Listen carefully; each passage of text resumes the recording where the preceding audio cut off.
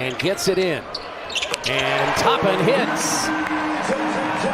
That's how the Pacers started on Thursday night, with Obi Toppin getting the first basket against Charlotte. Clayton Jr. has it against Jones. A pair of rookies, talented players, picked up by Toppin. Ahead to Walker, the step through, and Indiana leads 4-0. Love it. First of all, you get the fast break, but I love the fact that you took it over the top because you had options. Pippen Jr.'s missed most of the year due to injuries as Jalen Wells buries the three. You'll have to get to him. You can't make shots. Walker has the ball slapped away. Pippen Jr. lays it in for 5 quick. Out there, Small is the first sub of the game, and he goes right inside. Missed it. Rebound is tipped in, and that's Prosper. They call him Omax. He's got 4. Coming in off a 16-point game, 10 rebounds in Dallas. He was really active in the Dallas game. Really active.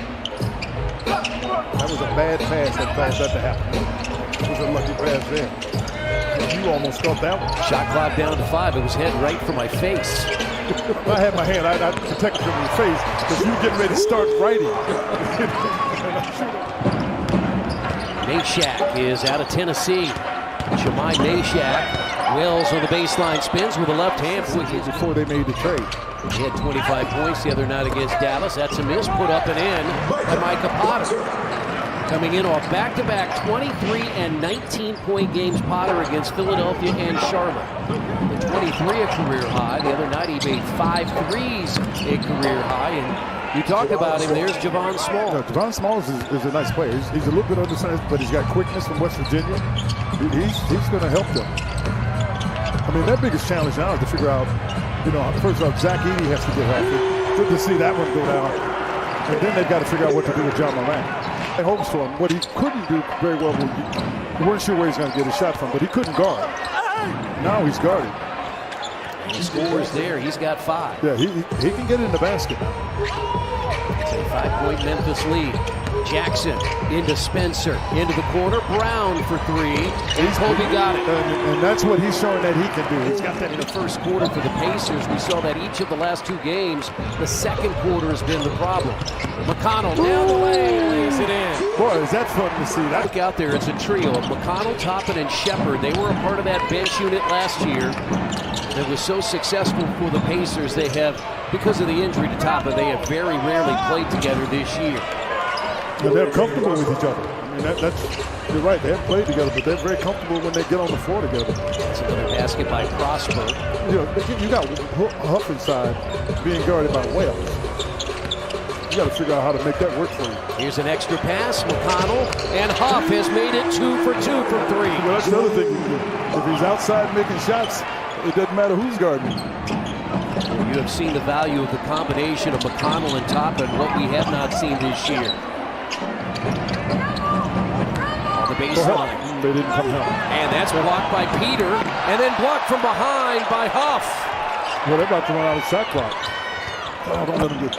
I mean, because this all started with really good defense on the part of TJ, who was down in the block defensively, making sure there was no easy basket by Jackson. Unfortunately, the practice did happen for Memphis. Toppin goes inside, finds Peter. Will he get another assist? He will.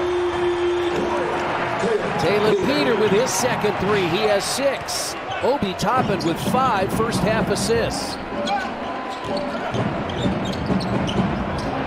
Pacers by 5, 45-40. Spencer launches for 3.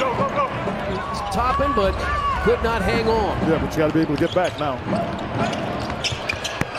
And Spencer hits another 3. Still have half of a second quarter to go in a high-scoring first half. Wells, boy. Yeah, you'd notice when they came back with it, so. That's a basket by. Really quiet confidence in what he is. Second all-time leading scorer at Marquette. Pippen stepped through, got Potter, and got the basket. It's pretty hard to beat them. Pippen Jr. throws it out in the corner. That's a 3 by Hendricks. That's his 3rd. The same thing. That looked to be a walk, but in the corner, here's another three. Is that Hendricks? It is. He's hit 4. By the way, that didn't look to be a walk. That was a walk. They missed it. 8-point lead for Memphis. Brown slices in and scores. The Chris in college, he played. He was hard to deal with. Jones off the Huff screen. Skip pass. Shepard is open and hits. That's an important make, because what they had started to do is pre-rotate to Huff. And when you pre-rotate, you got to come from further distance, and you got to be able to get the pass over to that person. Last 2 games, Indiana shot just 31% from three-point range. The previous 5, 39%. Ball loose. I told you, the one thing they do, they play hard. Because there's no way between 2 Pacers that... Talon Peter came off the bench against the defending champs. Prosper with a 3. They call him Omax. The lead is 11 for a second time. And Peter hits his 3rd 3. Jones off the screen from Huff. Walker from Peter for 3. Gibbon Jr. going downhill, step through, lays it in. T.J. McConnell, Quentin Jackson are on the floor, along with Kobe Brown and Micah Potter. And Potter, top of the key for 3. There's another one for Micah. He's got 8. They have been, listen, there's no question about it. The French, listen, international is just so much better than it used to be, right? They started. Ahead out of McConnell. You're right, he made a great pass. No look. There's another great pass to Potter. Solid, TJ. McConnell probes, ball kicked away, knocked away. Hendricks. And the step through with the roll. And one is either a foul or something. They've out-rebounded the Pacers 32-23. A dime pass. Talk, we're going to have guys. Oh, there's Rupert. Yeah, but he hooked. That's the 5 for Indiana. See if they can make some headway here. McConnell to the baseline, loves that shot, hits, he's got 8. I see you getting the calculator out. What are we doing? What are you making sure? Because, ladies and gentlemen, he doesn't guess at these numbers. He's absolutely... 33, make it 8, 33-25. Walker for 3. 3rd of the half for Jarris. He's got 16 points.